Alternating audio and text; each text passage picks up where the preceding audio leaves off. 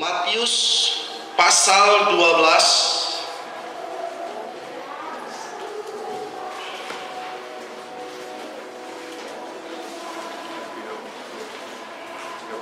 Baik, sudah ketemu semua? Ayat 33 sampai dengan ayatnya yang ke-35. Saya undang kita bagi berdiri.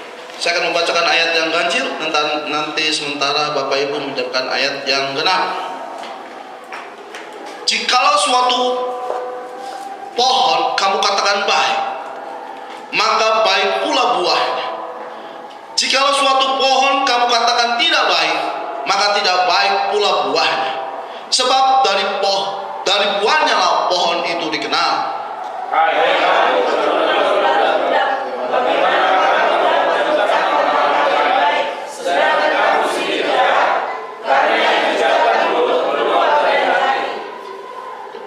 Orang yang baik mengeluarkan hal-hal yang baik dari perbendaharaannya yang baik, dan orang yang jahat mengeluarkan hal-hal yang jahat dari perbendaharaannya yang jahat. Silakan. Sekali lagi, shalom. Nama Tuhan, saudaraku yang kekasih, saya percaya segala sesuatu yang terjadi dalam hidup kita tidak ada yang kebetulan. Amin. Dan itu mendatangkan kebaikan bagi mereka yang senantiasa percaya. Ya, mungkin tidak enak, mungkin tidak nyaman, mungkin tidak apalagi namanya itu tidak ya mendatangkan damai sejahtera, tetapi memang begitulah jalannya Tuhan.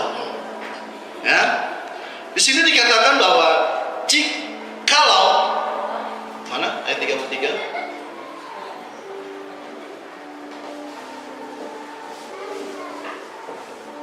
Jikalau suatu pohon kamu katakan baik, ya, maka baik pula buah. Jikalau suatu pohon kamu katakan tidak baik, maka tidak baik pula buahnya. Sebab dari buahnya lah pohon itu dikenal. Ya, the tree is known by fruit. Jadi dari buahnya lah pohon itu dikenal. Kita tidak akan dapat mengenal seseorang kalau kita tidak berbuah. Dan pohon pun ya tidak akan dikatakan baik sebelum kita merasakan bagaimana buah tersebut. Dan kita tahu bahwa satu-satunya cara supaya Allah benar-benar dapat ya tetapi satu-satunya cara supaya Anda benar-benar dapat menjadi seorang Kristen adalah Kristus mengidentifikasikan dirinya di dalam Anda. Jadi Kristus sendiri harus hidup di dalam kita, mengidentifikasikan. Artinya apa? Menyatakan dirinya di dalam kita. Kita melihat 1 Yohanes 3 ayat yang ke-9. Setiap orang yang lahir dari Allah tidak berbuat dosa lagi. Ya. Sebab benih yang ada di dalam dia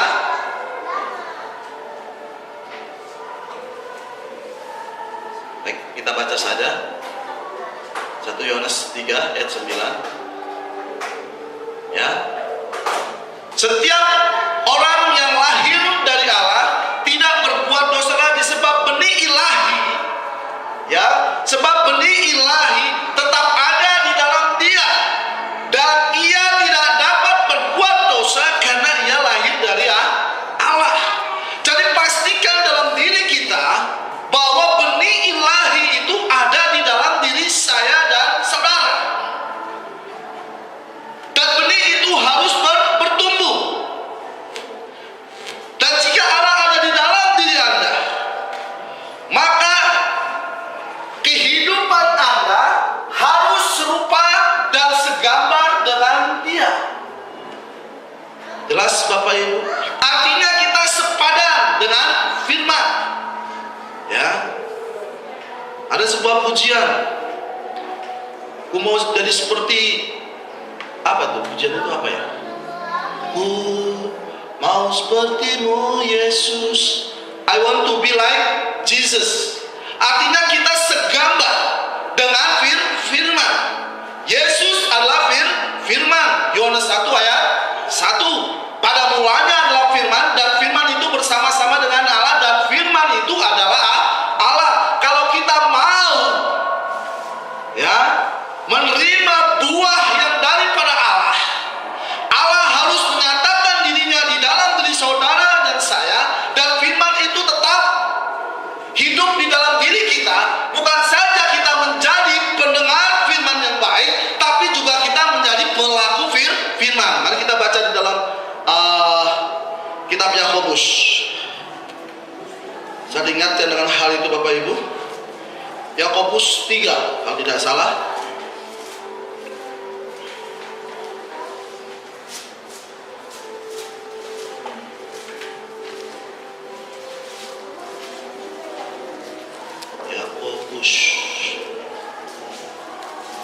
Yakobus 1, sorry. Ayat 22 dan 23. Seorang baca silakan.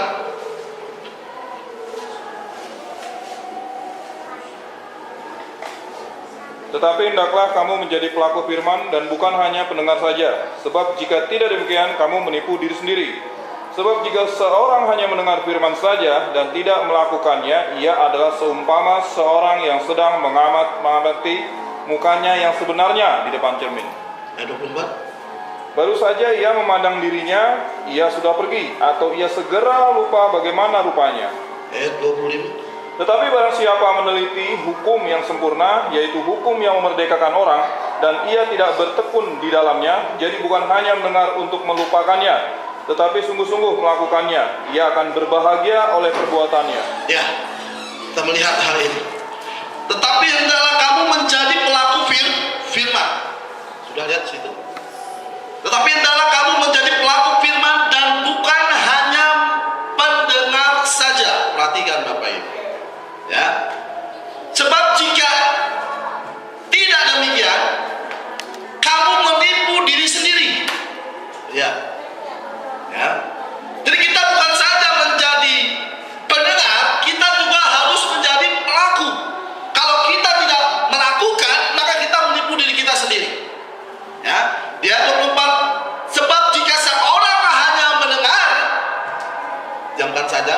Sebab jika seorang hanya mendengar firman saja dan tidak melakukannya, ia adalah seumpama seorang yang sedang mengamati mukanya dengan yang sebenarnya di depan cermin. Kita lihat, kita mengamati diri kita. Cermin itu ibarat, ini Alkitab, ini cermin. Kita baca-baca firman, kita baca-baca pesan, tapi itu tidak pernah dilakukan. Ya. Dan kita ini sama seorang penipu.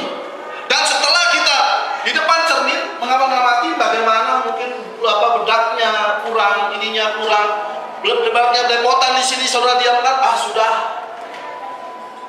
Inilah cermin kita. Inilah cermin saudara, inilah cermin saya. Dan kalau kita hanya menjadi pendengar saja, tidak mau melakukan firman, kita sama seperti seorang penipu. Ya, pembohong besar. Siapa bapak pendusta? Iblis. Ya. Dan ketika tubuh ini menerima roh Allah, maka kehidupan yang tidak fana itu ada di dalam diri Anda. Itu membawa tubuh ini kepada penundukan sepenuhnya kepada firman. Jadi seringkali kita melawan firman. Ya, yang sebenarnya kita tidak pernah kita lakukan, ya kita lakukan. Apa kata firman, kita tidak mau turut. Dikatakan wanita harus memakai rok, tapi seringkali kebiasaan kita, habitual kita senantiasa memakai celana. Saya tidak tahu bagaimana kehidupan Bapak Ibu sekalian. Saya tidak tahu bagaimana kelakuan Bapak Ibu sekalian. Kalau di gereja semuanya baik, semuanya semuanya serba indah, semuanya serba manis.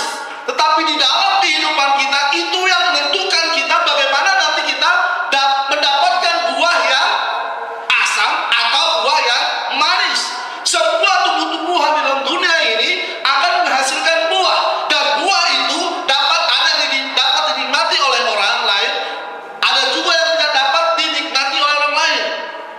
Dan saya tidak tahu bagaimana kehidupan kita. Ya, ini satu hal Bapak Ibu. Ini hal yang mendasar. Ya, saya pun juga demikian. Saya juga harus mengoreksi diri saya. Ya, karena target zaman ini adalah kita sempurna.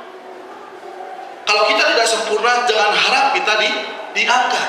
Dan kalau Roh Kudus itu ada dalam diri saudara, maka saudara akan ditundukkan sepenuhnya kepada firman, bukan kepada kredo buatan manusia, bukan kepada apalagi doktrin buatan manusia, dogma buatan manusia, tapi sepenuhnya tunduk kepada firman.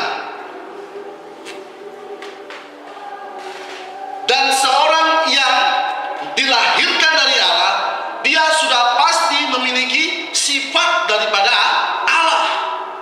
Pertanyaan saya, sudahkah kita dilahirkan kembali? Dilahirkan kembali bukan bertobat, terus apa lagi? Dibaptis, lalu sudah lahir kembali? Belum. Ada proses kelahiran kembali. Tolong, dibuka. Saya akan terus mengingatkan hal ini karena hal ini yang penting dan urgent. Saya tidak akan tinggi-tinggi mengajari saudara, tetapi hal yang penting saja kita tidak bisa lakukan.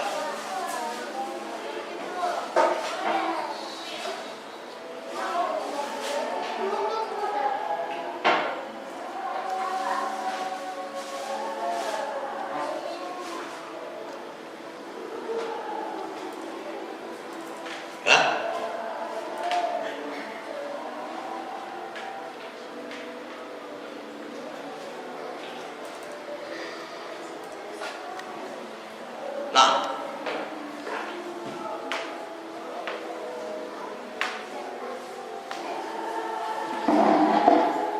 ya, 3 tahapan kita dilahirkan kembali. Yang pertama adalah pembenaran, ya. Yang kedua adalah pengudusan, ya. Yang ketiga adalah baptisan Roh Kudus. Setelah itu Anda baru dilahirkan kembali sebagai bayi. Tahapan-tahapan ini harus kita lalui. Ya, pada saat kita dibenarkan mungkin kita senang dengan karunia-karunia. Betul. Karunia-karunia itu tidak salah. Ya, masuk di tahapan kedua pengudusan, ada buah-buah roh. Ada 9 buah-buah roh, dan itu harus terpancar dalam kehidupan saudara dan saya. Dan buah-buah roh ini harus dinikmati oleh semua orang. Dan yang ketiga dibaptis oleh Roh Kudus.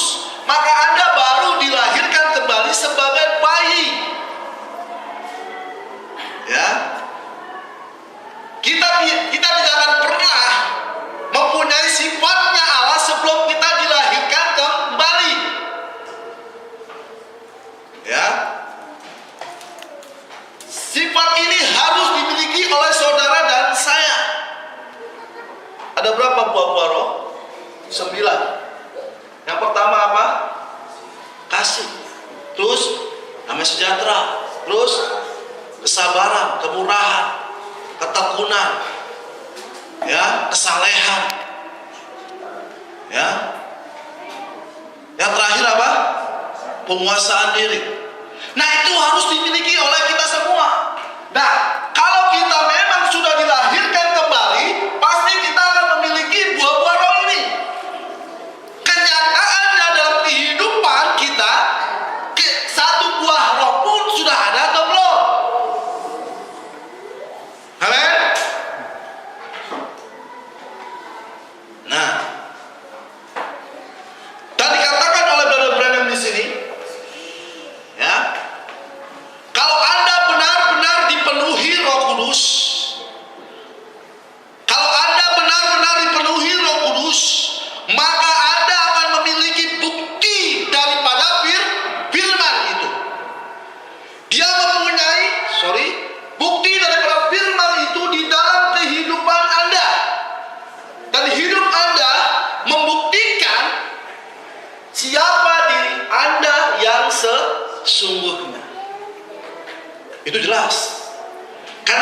berbicara soal buah. Ini soal bicara soal kehidupan.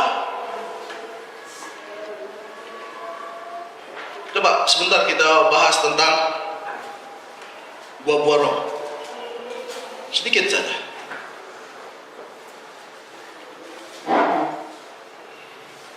Di mana itu? Wah, kitab saya udah.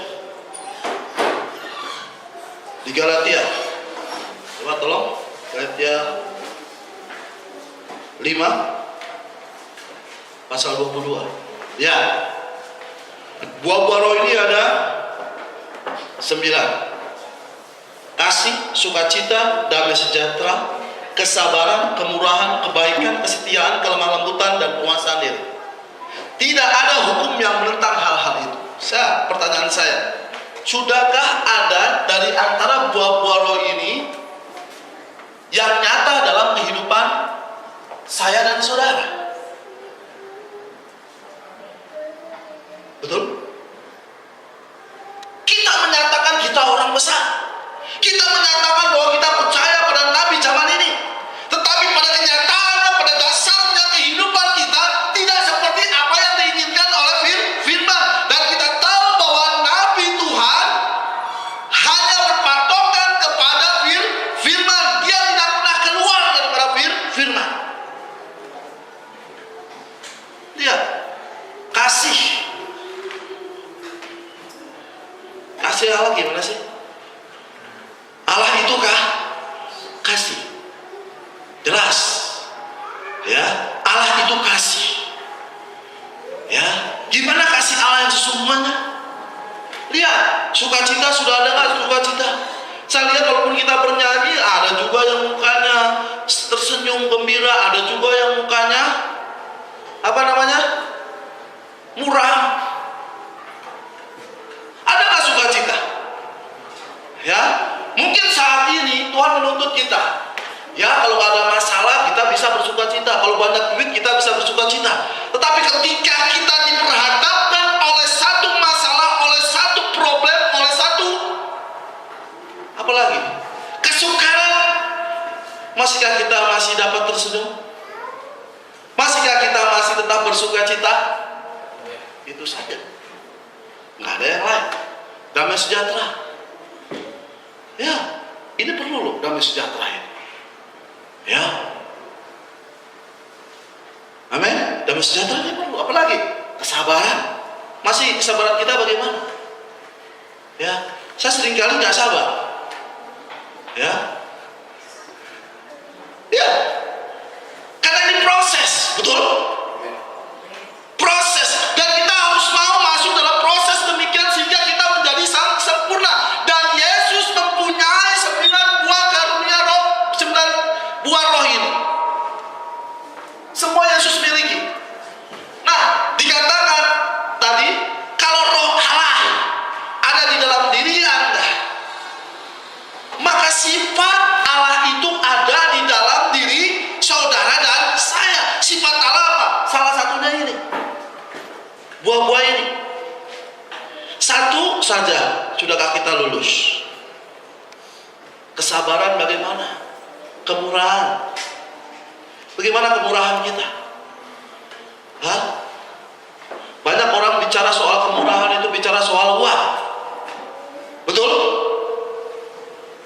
Tapi kalau itu memang soal inilah, kalau kita hal yang di depan mata, ini masalah apa namanya? Kemurahan itu banyak orang bicara soal uang. Ya, banyak orang dunia ini juga bicara kemurahan, kasih uang di mana-mana. Enggak. Ya, saya belajar tentang kemurahan daripada Tuhan. Ya, karena prinsip saya bukan prinsip daripada dunia ini. Prinsip saya, pokoknya saya menabur aja, saya menabur aja. Ya, tapi kita lihat hasilnya. Ya, menabur daripada kita memiliki sangat sulit daripada menabur di mana kita tidak mempunyai. Itu sangat sulit, Bapak Ibu. Dan seringkali kita memakai hukum dunia ini, bukan hukumnya Allah. Karena apa? Kita terpengaruh dan khawatir. Bagaimana kondisi kita nanti di kemudian hari sehingga kita tidak bermurah hati. Ya, kebaikan. Firman Tuhan berkata, hendaklah kebaikanmu diketahui oleh semua orang. Tuhan sudah dekat. Jangan sampai orang kesana, orang pesan, tetapi kerjanya wah lebih jahat daripada orang dunia. Ya, tipa jadi tipu sana tipu sini. Ini kerjaan orang pesan. Ya, apalagi kesetiaan. Bagaimana kesetiaan saudara? Apalagi kelemah lembutan. Bagaimana kelembutan kita di gereja? Pasti banyak orang lemah lembut. Sekarang pun saya juga tahu orang pasti lemah lembut semua. Betul? Iya, pasti semua orang lemah lembut. Saya pun bisa jadi orang lemah lembut. Yang terakhir, inilah yang paling, penguasaan di diri. Ya, berbicara soal penguasaan diri, saya belajar ini sangat sulit dan tidak semudah apa yang kita katakan.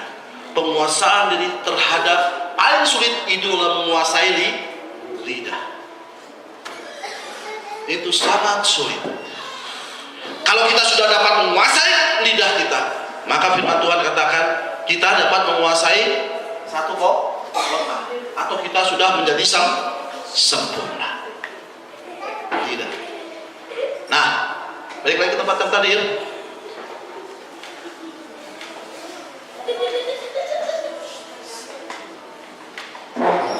Coba adik-adik yang di belakang, atau gantian kemari.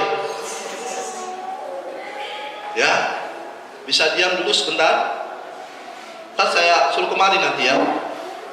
Baik. Mazmur 49 ayat 21.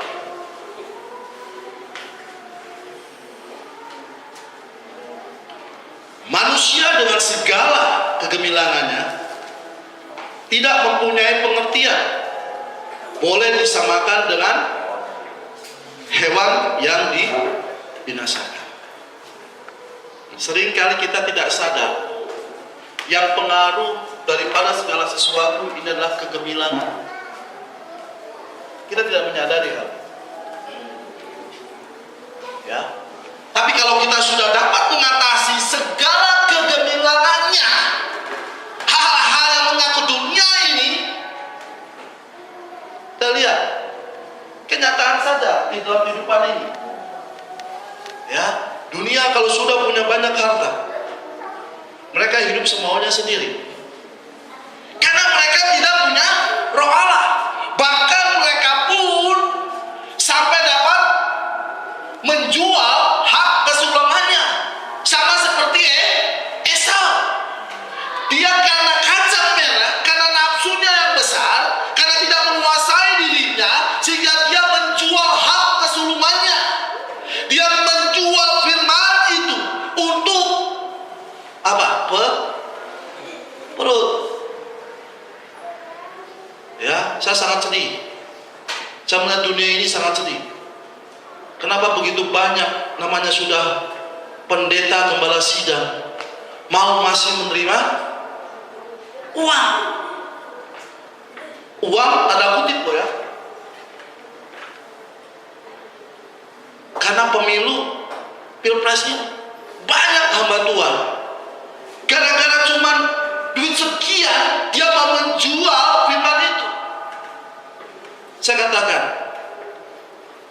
jabatan yang paling tertinggi dalam suatu pekerjaan, ya sudah tahu siapa? Bukan presiden, ya, hamba Tuhan. Ya, karena firman Tuhan katakan, barang siapa mau merendahkan diri, dia akan ditinggikan. Seharusnya hamba Tuhan itu dia mau merendahkan diri serendah-rendahnya. Kita semua hamba Tuhan, bukan? Hamba Tuhan bukan berarti dia gembala, bukan. Kita semua hamba Tuhan. Hamba Tuhan itulah hamba kebenaran. Dan kita tahu kalau kita hamba Tuhan, kita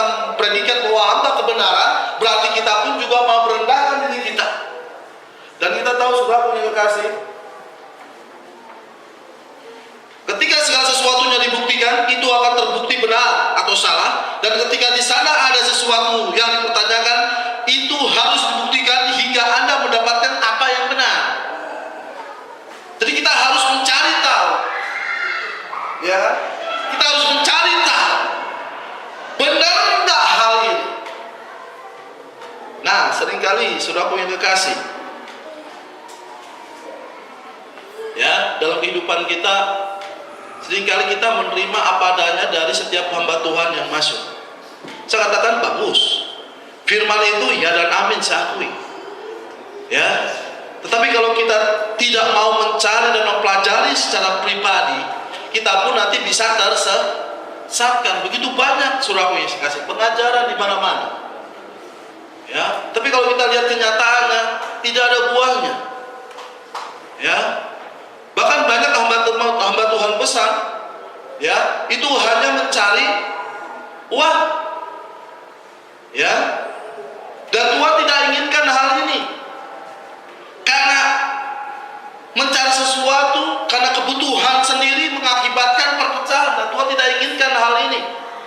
Nah, itu sudah terjadi di mana-mana, ya. Dan kita tahu,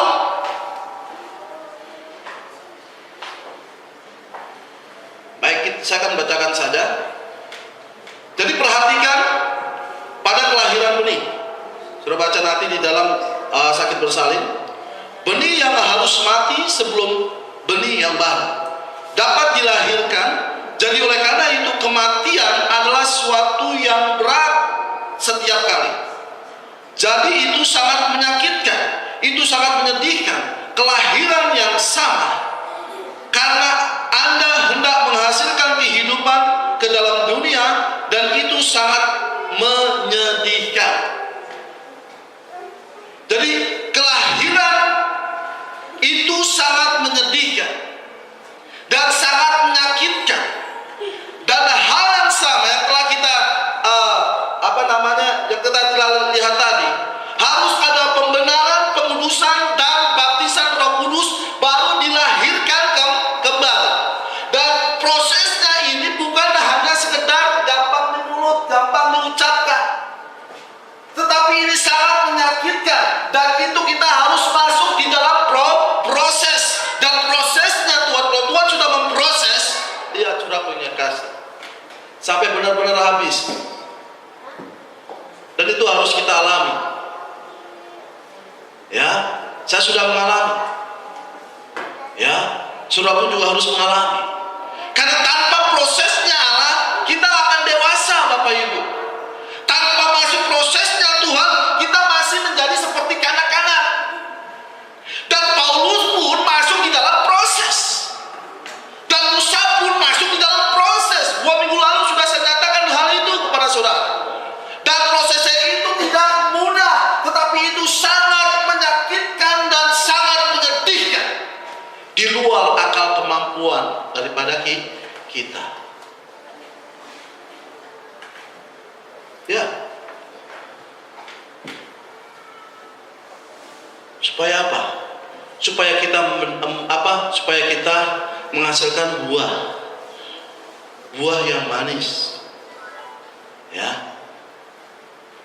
Yesus berkata bahwa firman-Nya adalah benih, di mana seorang penabur pergi untuk menaburkan benih. Ya. Tetapi ingat, benih hanya menghasilkan kehidupan yang baru. Sebuah benih harus menghasilkan kehidupan yang baru.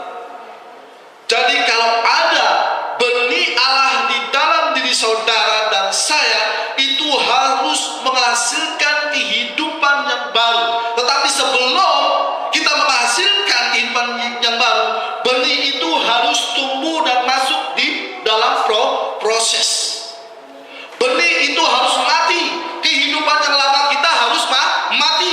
Kehidupan saudara dan saya itu harus mati. Baik, saya akan katakan, ya.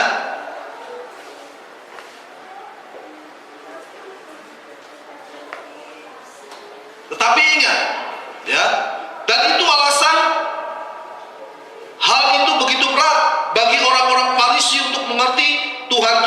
Kristus, karena mereka berada di bawah hukum Taurat. Dan Taurat, ya, itu adalah firman dalam bentuk benih. Jadi Taurat itu adalah firman dalam bentuk benih. Amin. Dan orang-orang Farisi dan Saduki memang dia percaya pada hukum Taurat. Tetapi benih itu harus bertumbuh. Dan ketika Yesus datang, benih itu menjadi daging. Tetapi apa yang dikatakan oleh orang Farisi dan hukum Taurat, mereka tidak percaya dengan Yesus yang adalah hasil daripada hukum Taurat itu. Mengerti maksud saya? Ya, saya jelaskan sekali lagi kepada saudara.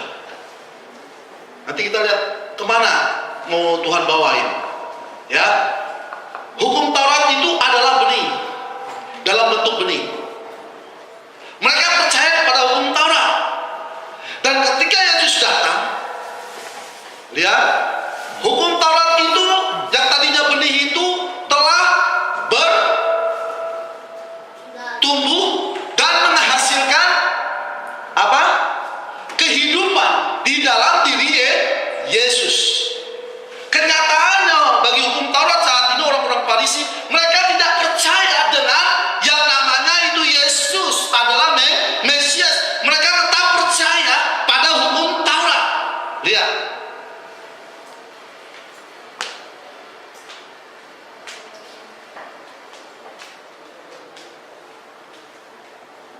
Tuhan kita memberikan peringatan keras kepada orang-orang dari generasi ini.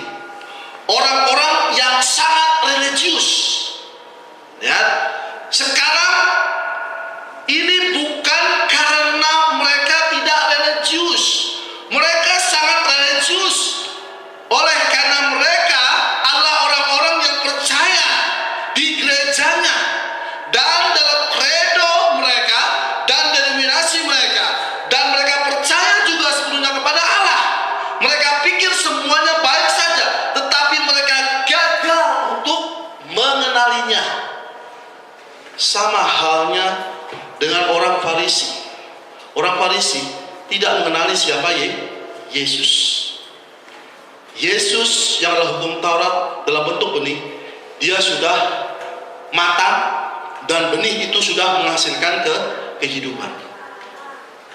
Orang-orang zaman ini, orang-orang religius, para teologia, para ilmu teologia, ya, mereka tidak dapat mengenalinya. Orang ahli Farisi dan Saduki tidak mengenali Yesus. Dan kita lihat sekarang,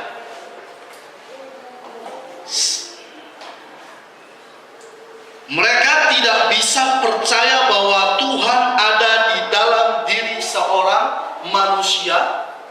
Dan kendala terbesar yang mereka lakukan, mereka harus berusaha mencari bagaimana dia menjadi manusia.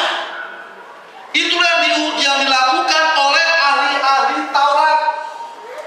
Mereka tidak percaya bahwa Allah ada di dalam diri Yesus yang adalah manusia, karena mereka percaya bahwa Allah itu adalah roh.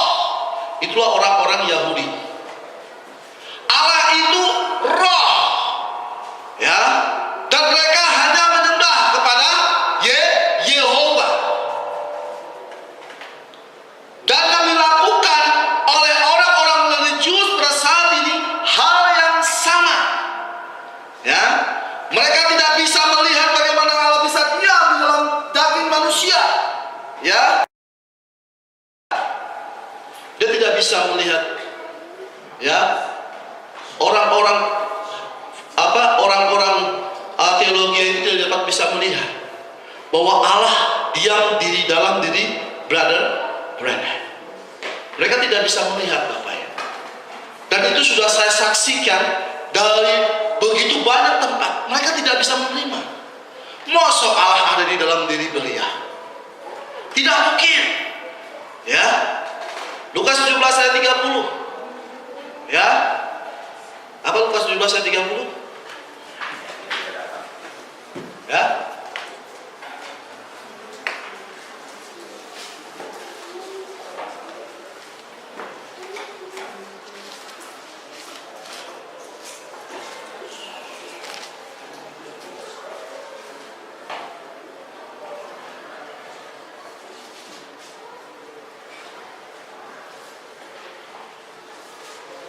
Demikianlah halnya kelak pada hari di mana anak manusia menyatakan dirinya. Ya, anak manusia telah menyatakan dirinya.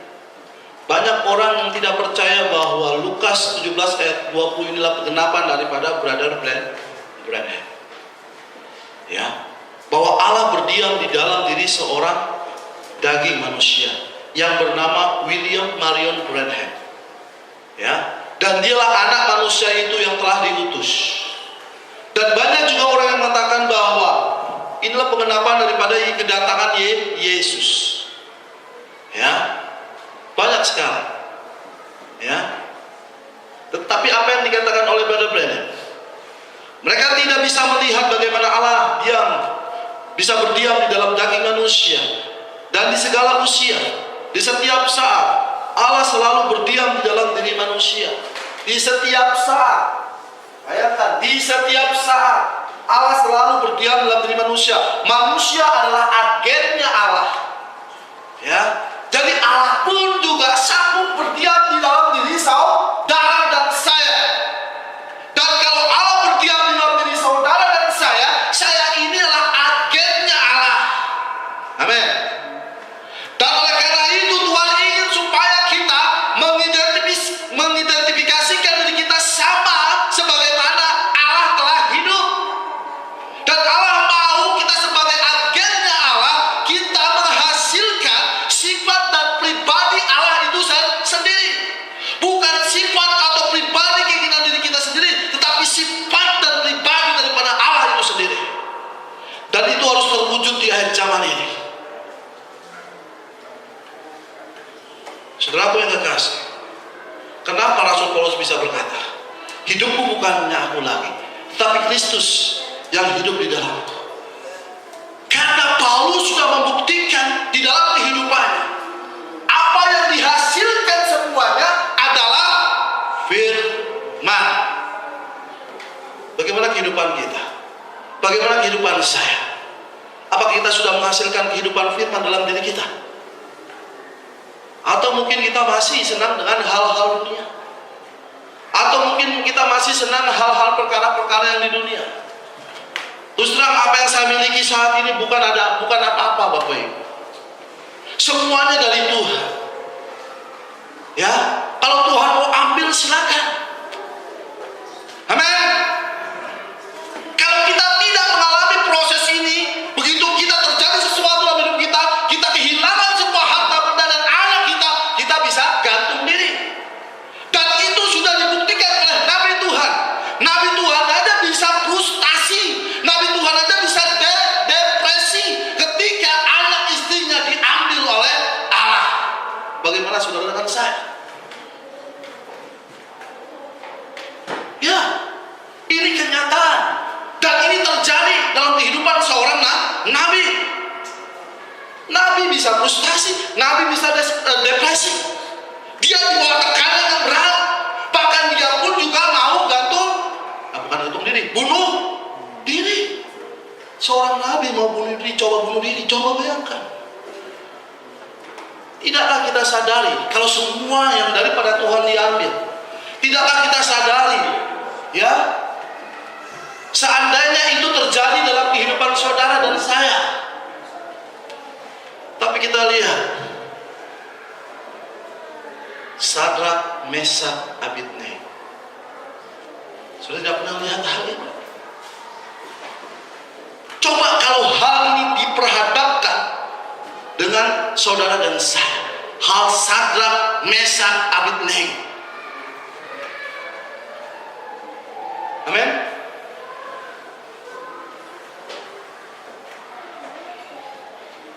Karena dia tidak menyembah patung. Siapa? Yang dibuat oleh Nebukadnezar. Yang adalah patung siapa itu? Daniel. Coba. Daniel saking hebatnya saat itu dibuatlah patungnya. Ya. Siapa nama patungnya? Belshazzar. Patung Daniel. Dan itulah nama Daniel. Dibuatlah patung saking kagumnya Nebukadnezar pada saat itu. Tapi Sadrak, Abednego sekalipun Allahku tidak menolong aku. Ya, ini di luar konteks loh. Ya, sekalipun Allahku tidak menolong aku akan tetap apa? Tidak akan menyembah patung itu. Sudah mau begini kenyataannya. Aduh, kenapa saya ini? Karena kehidupan sehari-hari saja tidak bisa kita lakukan. Ya, kita mau punya iman seperti ini, kehidupan sehari-hari saja. Bagaimana kehidupan kita? Apakah kita benar-benar hidup di dalam pesan benar, sungguh, atau kita masih ya sekedar nggak apa-apa ya Tuhan ya? Kalau hari Minggu mah saya lihat bagus-bagus pakai rok semua, tidak pakai lipstick, make up. Saya nggak tahu bagaimana di luar. Amin. Bicara semua bagus di sini, nggak ada yang nggak bagus di dalam gereja. Ya. Tetapi keluar dari tempat ini, lihat bagaimana kehidupan saudara, dan Tuhan melihat apa yang telah kita lakukan. Ya, ini kenyataan Bapak Ibu. Dan saya tidak membawa saudara tempat yang tinggi lagi, kenyataan kehidupan. Dan Tuhan tidak, nanti Tuhan tidak bertanya kepada saudara, sampai mana pengetahuan? Enggak. Tapi adakah buah yang kau hasilkan? Mana buah? Tuhan tidak bertanya, sampai misteri yang keberapa tingginya? Enggak. Tuhan tidak mempertanyakan itu Bapak Ibu. Walaupun saudara sedikit tahu, saudara lakukan dalam kehidupan saudara, maka itu yang menjadi kehidupan saudara. Gampang. Amin. Sadrak, Meshach, Abednego, kehidupannya nyata. Dia telah menang. Daniel, banyak orang yang benci sama Daniel, betul? Karena dia lurus. Dia cari kelemahan Daniel di mana. Sama halnya kita sama. Dia cari kelemahan kita di mana ya? Ya, kemarin minggu lalu singa itu ada dua, kata Pak Tony. Ya, singa yang mengaum, apa? Dan singa juga yang mengaum itu ada dua. Ya, yang mengaum untuk menerkam saudara, mengaum untuk menyatakan sesuatu. Ada dua singa itu mengaum. Saudara pilih singa yang mana sekarang? Ya, yang ke satu, yang kedua, pasti semuanya singa yang pertama. Ya, kalau singa yang mengaum untuk menerkam itu iblis. Dia seperti singa yang sedang mengaum-ngaum siap untuk menerkam kita. Itu iblis. Nah, ini dia mana Bapak Ibu? Daniel, kita tahu contohnya. Dia dibenci. Ya, dia tidak disukai. Ya, tetapi Daniel tahu apa yang harus dilakukan. Dia tidak pernah namanya itu membela, enggak. Suruh kamu masuk ke dalam lubang singa, masuk dia. Saudara tahu dalam Alkitab, singa itu bukan singa yang sudah kenyang. Singa itulah singa yang lapar, perutnya kosong, dan dia siap mau makan. Tetapi ketika sampai di lubang singa, padahal itu singa itu menerkam Daniel? Tidak. Kenapa? Benar-benar menyatakan di dalam kehidupan daripada Daniel adalah firman. Amin. Sama halnya kehidupan saudara, kalau menghasilkan firman, nggak ada yang saudara takutin. Jelas kok.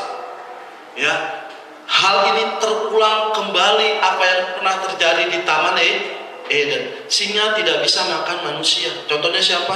Daniel. Karena apa? Kehidupan Daniel adalah firman.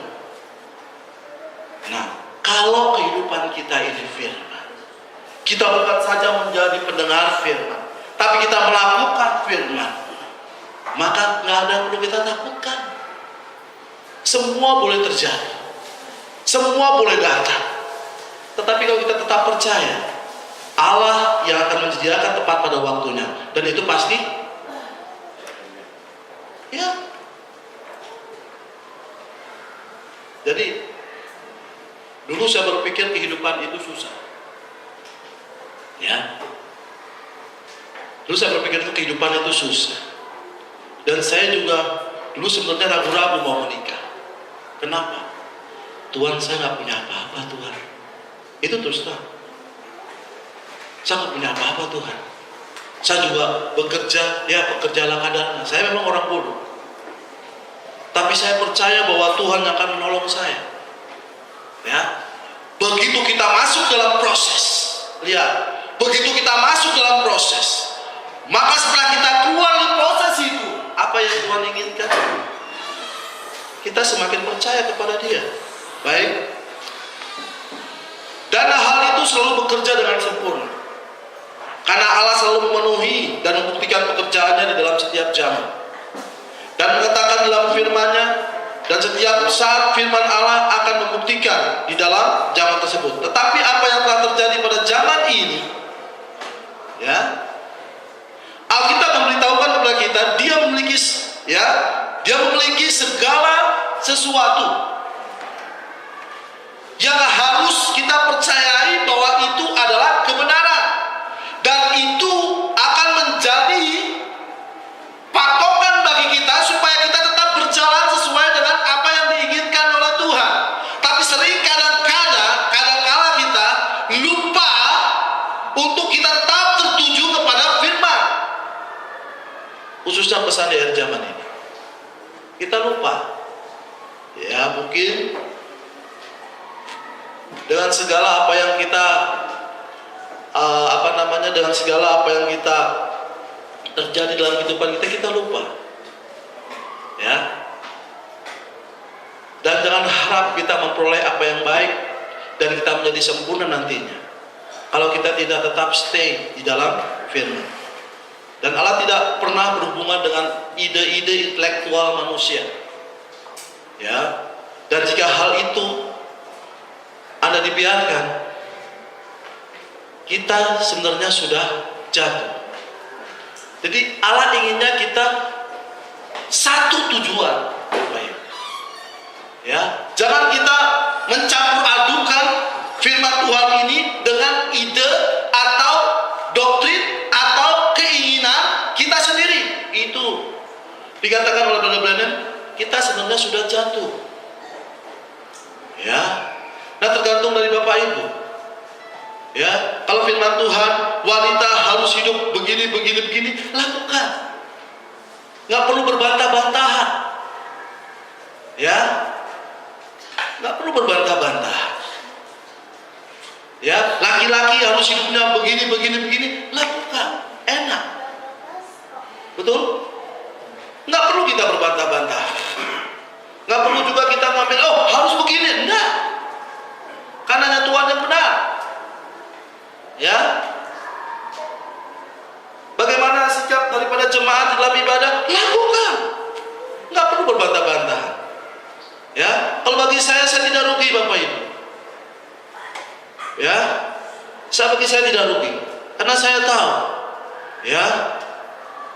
Saya senantiasa setiap hari mengoreksi diri saya sendiri. Tuhan, saya nggak tahu apa yang harus saya lakukan. Saya nggak tahu apa yang harus saya perbuat. Ya. Kadang-kadang saya berdoa di sana, ini yang saya dapat saya sampaikan kepada Bapak Ibu. Jadi apa yang ada di dalam hati saya bukan saya mau, bukan.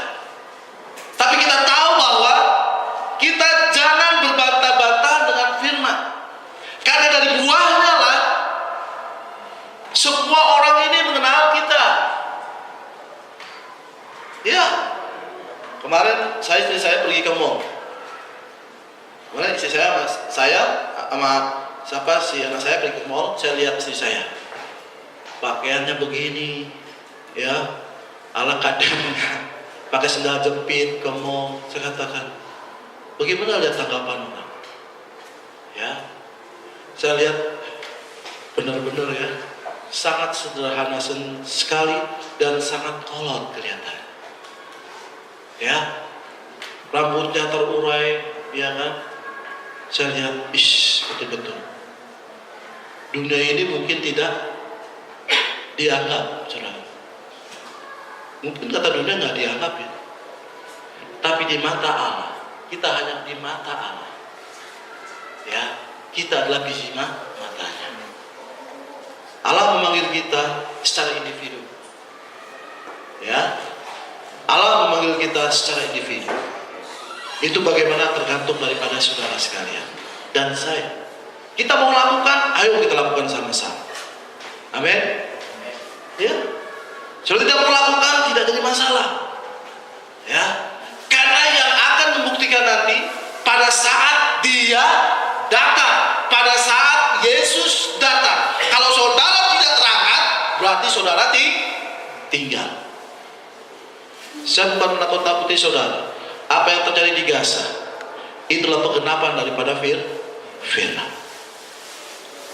Ya, saya nggak langsung, kok begini ya? Enggak. Saya menyikapi, puji Tuhan, firman Tuhan digenapi. Apa yang terjadi dengan saudara kita Irwanto, saya enggak apa ya, mungkin secara manusia sedih, tapi saya bersyukur kepada Tuhan. Berarti Tuhan sedang memproses keluarganya. Puji Tuhan. Ya, semua ada prosesnya. Saudara yang kasih, kita harus mengalami semua. Kalau saudara belum mengalami, pasti suatu saat nanti saudara akan mengalami. Sampai ya, saudara nggak kuat lagi untuk bangun. Ya, sampai saudara tidak lagi diinjak, bukan diinjak lagi, dipendam. Sampai benar-benar kita, Tuhan, aku tidak punya daya lagi, aku sudah tidak kuat lagi. Baru Tuhan akan angkat saudara. Iya. Kalau saudara mau tetap, tinggal. Tapi kalau saudara mau hidup sendiri, tanpa peduli dengan firman, tanpa peduli dengan apa yang dikatakan oleh Nabi, bagi saya sering katakan kepada saya, beliau ini bukan hanya sekedar hamba Tuhan. Beliau ini adalah Nabi. Ya, Nabi saya. Apa yang dia katakan harus kita lakukan. Kalau sudah membantah, nggak begitu. Itu bukan urusan saya. Itu urusan Anda dengan Tuhan. Allah hanya melihat bintangnya di zaman ini. Ya. Karena Dia, maka kita sampai kepada tujuan. Ya, sudah tidak mau melewati Dia, nggak sampai kepada Yesus. Mau sampai kepada Yesus, lewat Dia. Apa yang dikatakan, saudara haruslah lakukan tanpa perbantahan. Sambung? Ya. Tanpa perbantahan. Kalau saya begitu Bapak Ibu. Jadi saya, kamu tahu, Nabi berkata begini, lakukan. Sudah. Dia nggak mau, urusannya dengan Tuhan. Karena keselamatan itu individu. Tidak ada nanti saya nolong istri saya nolong saya, ya, saudara nolong anak saudara. Enggak. Keselamatan itu pribadi, pengangkatan itu pribadi. Masing-masing kita bertanggung jawab atas diri kita masing-masing. Di dunia ini boleh kita saling membantu, saling menolong. Kita harus perhatikan. Ya, namanya manusia ada keterbatasannya. Saudara tidak mampu, saya tolong sebagai saudara. Ya, betul? Amin. Saudara nggak punya uang, saya tolong sebagai saudara. Saya kasih uang. Amin. Iya. Kenapa harus kita takut untuk menolong saudara kita? Betul? Kalau sudah namanya uang itu susah untuk aminnya. Ya. Ya, itu yang terjadi. Fokus. Ya. Bukan saya kaya, saya nggak kaya Bapak Ibu. Ya, saya bukan orang kaya, Tetapi saya tahu ketika saya memberi, gas, ya, sudah, jangan pikirkan seberapa untungnya, seberapa ruginya, usah pikirkan. Nanti berkat itu pasti akan datang lagi. Amin. Itu ekonominya Tuhan. Ya, kalau saya sekarang, karena saya sudah belajar dengan Tuhan, ya, bagaimana mau memberi itu susah. Saya ngatur begini, nggak tahu ya, mau memberi itu susah. Ya, saudara, saya katakan, saudara akan menolong seseorang lebih, ya, mungkin saudara punya. Tetapi ketika kita di peradaban kita tidak punya sama sekali, nah, itu pun pernah saya alami. Ya, pernah saya alami. Sedikit saya kesaksian, waktu istri saya keluar rumah sakit, kita nggak punya apa-apa. Ada saudara kita yang harus ditolong, kita harus menolong dia. Ya, sampai akhir hayatnya, ya. Saya katakan, itu bukan menjadi hutang, itu bukan menjadi pinjaman, itu sudah semuanya itu saya serahkan kepada Tuhan. Bukan kecil Bapak Ibu. Dan waktu itu saya masih belum mempunyai apa-apa. Ini hal sepele, tapi kita mau perhatikan supaya kita semakin tahu siapa diri kita. Ya,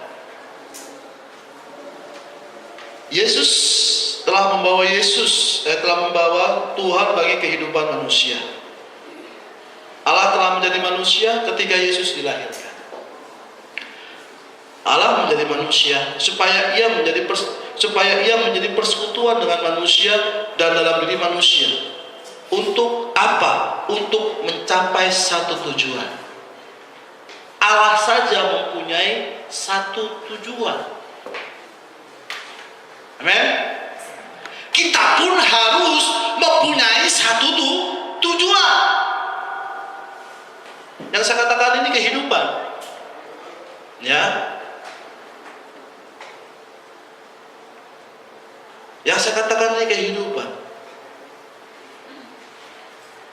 yaitu untuk membawa manusia, ya, apa yang Tuhan kehendaki, untuk apa yang gereja kehendaki, tetapi apa yang Tuhan kehendaki, ya, apa yang Tuhan kehendaki bukan apa yang gereja kehendaki. Ingat, kita harus satu tujuan, bukan apa yang saya kehendaki, bukan, tetapi apa yang Tuhan kehendaki. Kita harus satu tujuan, Bapak Ibu. Tanpa satu tujuan kita tidak akan mungkin sempurna. Saya katakan, semua gereja harus mempunyai satu tujuan. Kalau gereja tidak mempunyai satu tujuan, terpecah-pecah, maka kita tidak akan menjadi sempurna. Nah, gereja ini harus mempunyai satu tujuan. Saya rindu kita mempunyai satu pemikiran. Ya, nggak usah keluar dulu. Di sini dulu tunjukkan buah-buah kita. Di sini dulu tunjukkan kebaikan kita. Di sini dulu tunjukkan bagaimana kita memperhatikan saudara kita.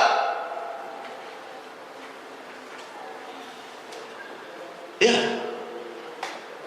dari dulu saya tidak pernah berharap kepada manusia. Pernah berharap pada manusia. Saudara tahu, pernah saya berharap kepada manusia, hasilnya apa? 0 besar. Dari situ saya sudah tidak lagi berharap kepada manusia. Tuhan, kalau kau mau beri, beri. Kalau tidak, tidak. Ya. Saudara tahu, sampai saat ini Tuhan belum beri keturunan kepada saya. Dan tidak jadi masalah buat saya. Tuhan, kalau kau mau beri, kau sanggup untuk membuka rahim istri saya, memberikan sebagaimana Maria, benih ilahi ada dirinya. Sanggup Tuhan. Kenapa Tuhan tidak sanggup? Tuhan sanggup untuk melakukan segala sesuatu. Amin. Saya nggak pernah, kalau soal keturunan lagi saya nggak pernah ini. Karena memang kalau Tuhan kasih berarti Tuhan percayakan. Jadi nggak ada lagi yang ini Orang banyak bergunjing, periksa sini dong, periksa sana dong. Bagi saya sudah nggak lagi.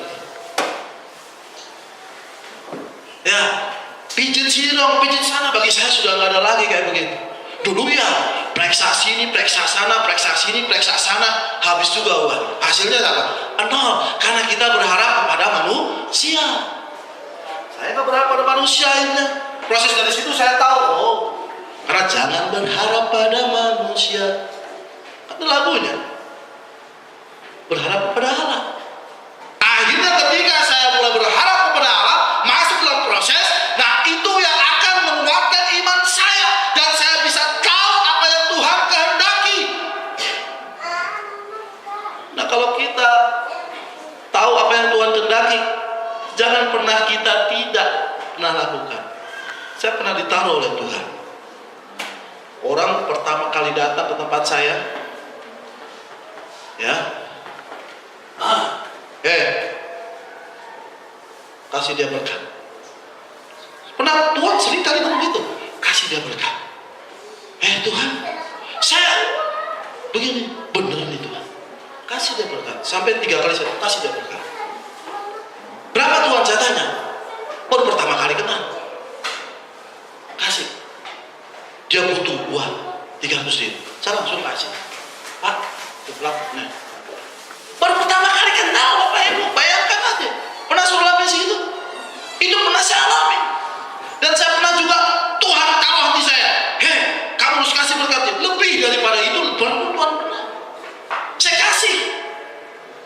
Ya, itu pernah terjadi Bapak Ibu. Dan saya nggak pernah tahu kasih. Bukannya saya berkata, saya juga punya duit. Ya. Tapi kalau kita mau tahu kehendak Tuhan, mau dengar-dengaran dengan suara Tuhan, lihat nanti hasilnya. Seringkali kita hanya memikirkan diri kita sendiri, dan kita tidak tahu apa yang sesungguhnya Tuhan inginkan.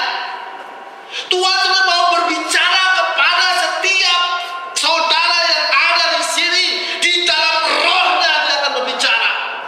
Tetapi seringkali kita melalaikan. Kenapa? Karena kita sering terpengaruh dengan dunia ini, sehingga kita tidak lagi dengar-dengaran dengan suara Tuhan. Ya, ini hal sepele loh. Itu pernah terjadi. Dan saya saksikan kepada saudara saat ini, bukan karena saya bangga, enggak. Saya tahu Tuhan, saya mau belajar mendengarkan suaramu, apa yang kau inginkan.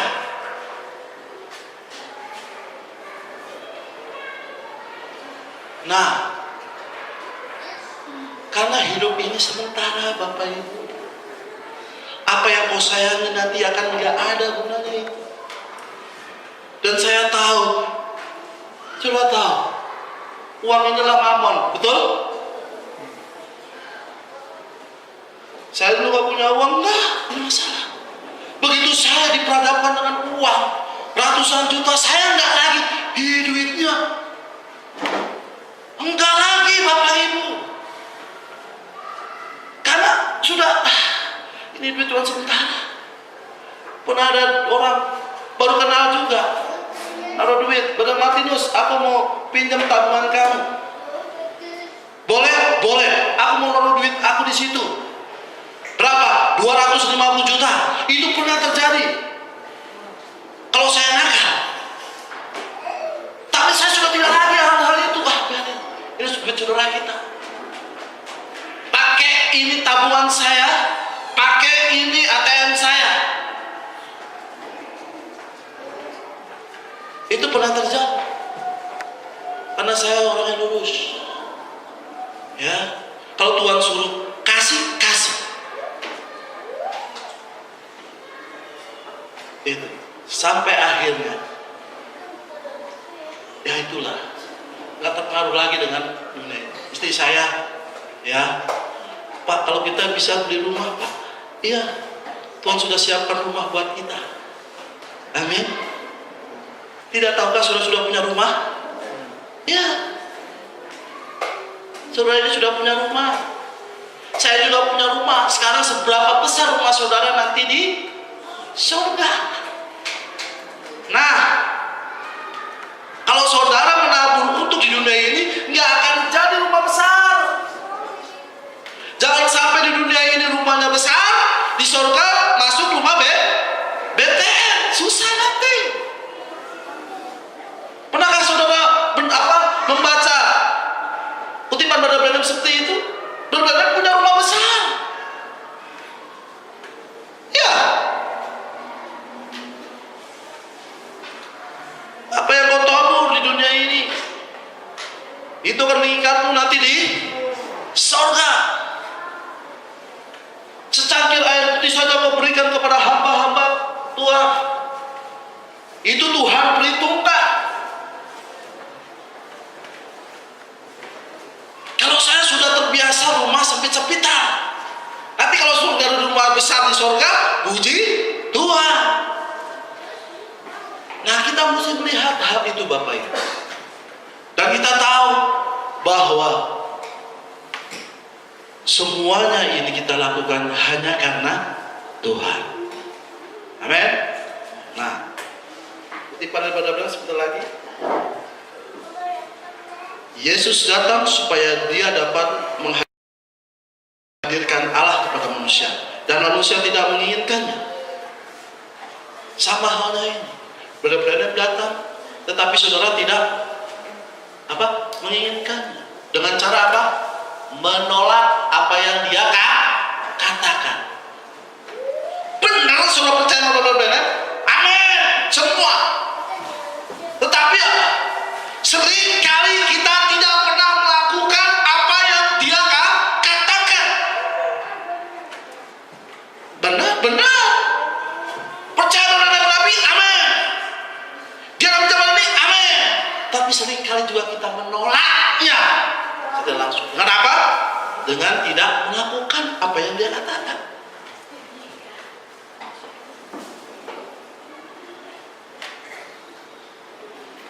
Bagi saya, di dalam diri dia ada firman dan harus kita lakukan. Tapi bagi saudara, saya tidak tahu. Bagi saya, apa yang dia katakan harus kita lakukan. Amin. Ya. Roh Kudus datang hari ini dengan cara seperti ini untuk menghadirkan Allah kepada manusia, tetapi manusia hanya ingin pergi ke gereja. Itu akan menenggelamkan pemikirannya. Dia tidak dapat, dia tidak bisa memahaminya. Dan kita seharusnya belajar bahwa Allah tidak dikenal melalui konsep intelektual. Allah dikenal melalui kelahiran baru oleh Roh Kudus, bukan dengan cara yang lain. Yesus, Alkitab dengan jelas mengutip kepada kita bahwa tidak ada seorang pun dapat memanggil Yesus adalah Kristus hanya dengan Roh Kudus. Dan jika Anda belum pernah menerima Roh Kudus, Anda tidak tahu bahwa Dia adalah Kristus dan adalah satu-satunya cara Dia menyatakan di dirinya. Ya, saudaraku yang kekasih, ya, sekarang mulai hari ini kita harus mempunyai komitmen yang pasti di hadapan Tuhan. Lakukan firman Tuhan. Lakukan apa yang Dia telah katakan. Percaya engkau pasti akan selamat sampai pada akhirnya. Percaya engkau pasti akan sempurna sampai pada akhirnya. Tetapi kalau sudah tidak pernah melakukan apa yang Dia katakan, jangan harap kita sempurna. Ya. Belajarlah kepada Allah. Saya senantiasa belajar kepada Dia dalam segala hal. Ya. Jangan pikirkan, pertimbangkan kalau Roh Tuhan sudah berbicara dalam hati. Lakukan saja. Ya. Kita tidak tahu. Mungkin saat ini kita ada di bawah. Kalau kita ada di bawah, jangan kita senantiasa menengok ke atas. Nanti kita ngiri dengan yang di atas. Tapi kalau kita di atas, jangan kita merasa kita sudah hebat. Jangan. Ya. Itu prinsip saya pakai sampai saat ini. Ketika saya di bawah, saya nggak pernah ngiri pada siapapun juga. Saya senantiasa berharap pada Tuhan. Ya, asal ada makanan, pakaian, cukuplah. Amin. Tapi ketika saya sudah di atas, jangan kita menganggap remeh orang lain. Seharusnya kita bantu mereka dengan apa yang kita miliki. Tuhan memberkati Bapak Ibu sekalian. Kita berpujian. Glory Jesus.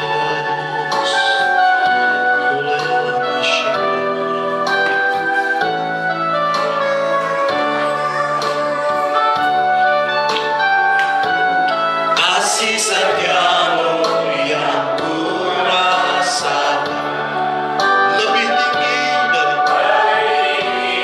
dari langit biru. Kebaikanmu yang